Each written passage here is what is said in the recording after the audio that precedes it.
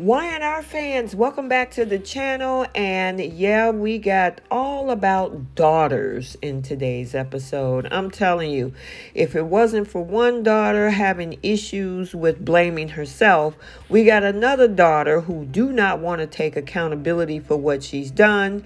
And then we got another daughter that's holding their dad accountable for all the work that they're doing and spending time with her. So you know what? Without any other further ado, I'm going to go ahead and unpack this episode for September 4th so we can talk about these daughters.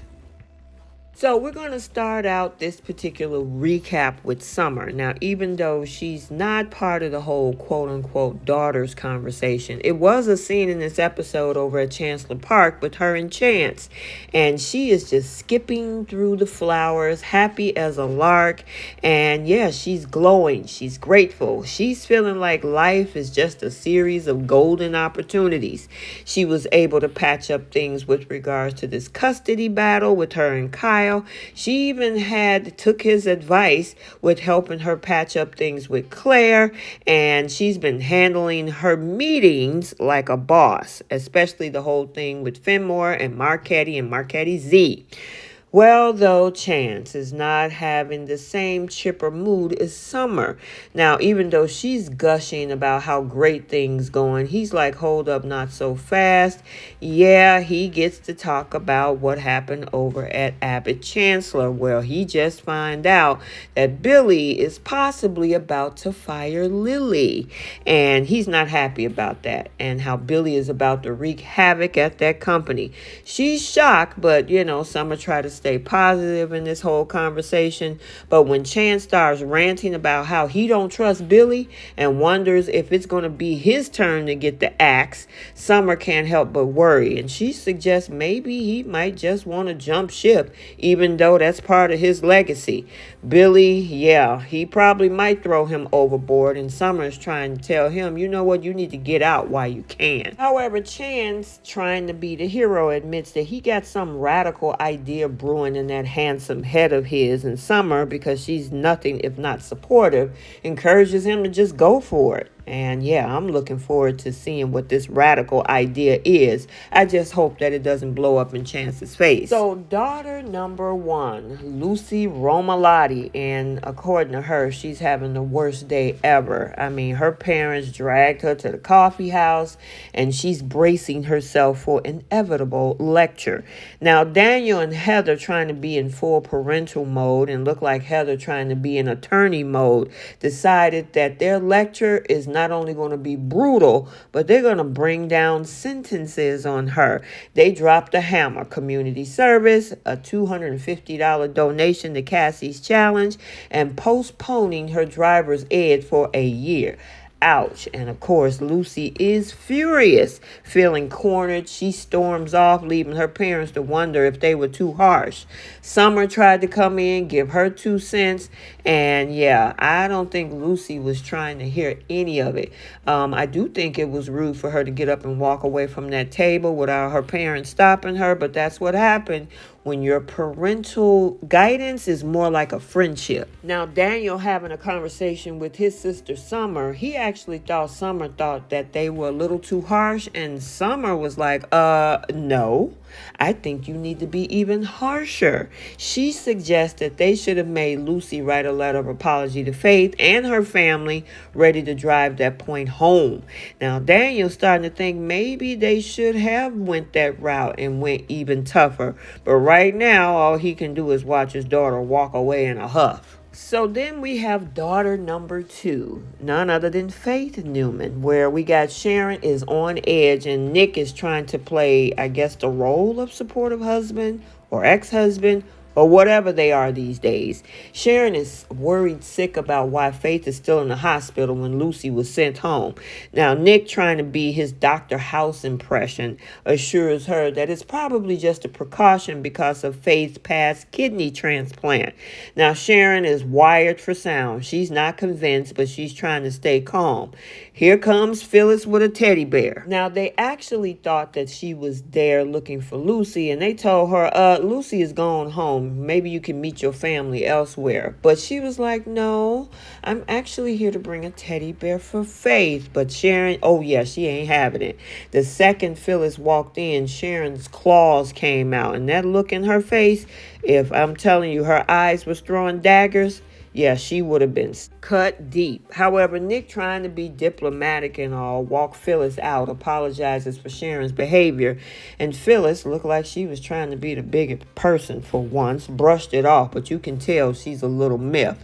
Back in that hospital room, though, Faith is relieved to hear that Lucy's been let go, but she started blaming herself and wondering why she's still in the hospital. Now, Sharon, being the protective mama bear, reassures Faith that she did nothing wrong and that everything is going to be okay. Now, outside the room, Phyllis is trying to lift Nick's spirits, telling him he's a great dad, not to worry, even touching this man's face, which, of course, is the same exact moment when Sharon walked in and see the whole thing. Yeah, the girl was green with jealous. Her face said it all. She's suspicious, jealous, and maybe even a little hurt.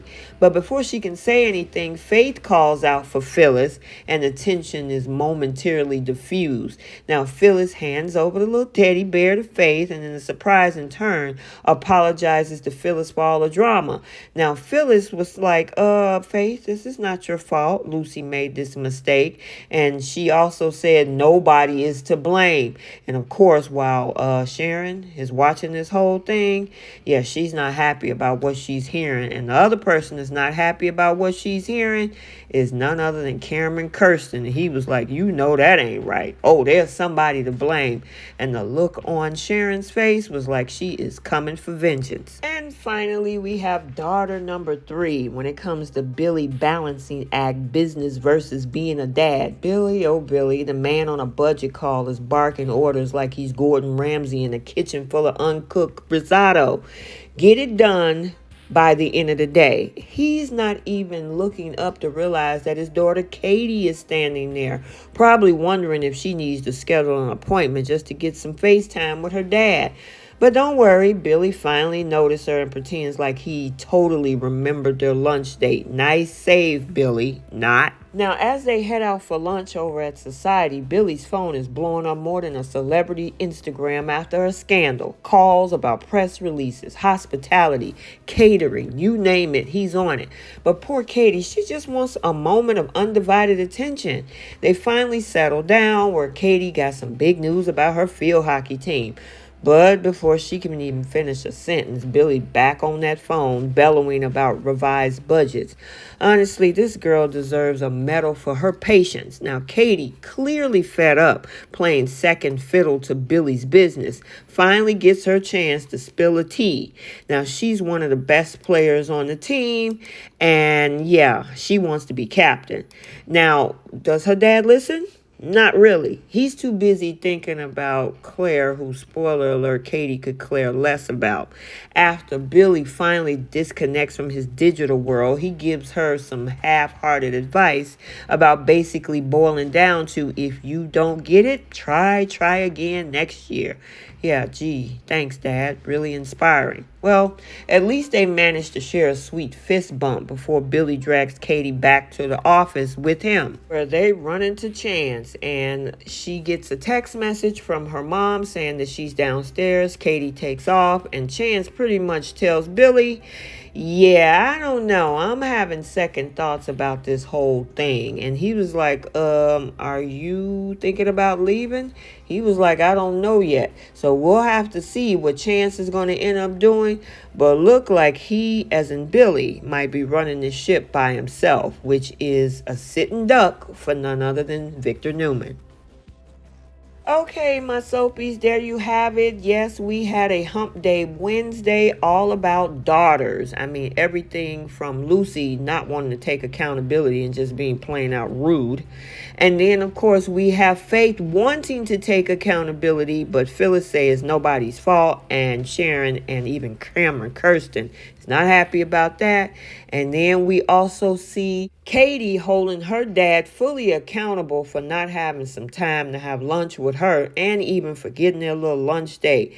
Yeah, Billy needs a real wake-up call, and with him firing Lily and maybe Chance jumping ship, Oh yeah, Victor Newman is sharpening up his claws. But you know what, Billy? That's what you get for being a hothead. Let me know your thoughts. Also, make sure you stay tuned for the bold and the beautiful recap for today. As yes, it looked like Finn is getting closer and closer to finding his wife Steffi. And then is Luna finally going to be exposed? Yes, coming up on the end of this week. We got some good drama coming up in LA, so stay tuned for that. Make sure you like, comment, and subscribe. Turn on your notifications so you're notified every time a video is posted. I am T from Soap Corner Talk, and until the next one, we'll see you all soon. Bye, Soapies.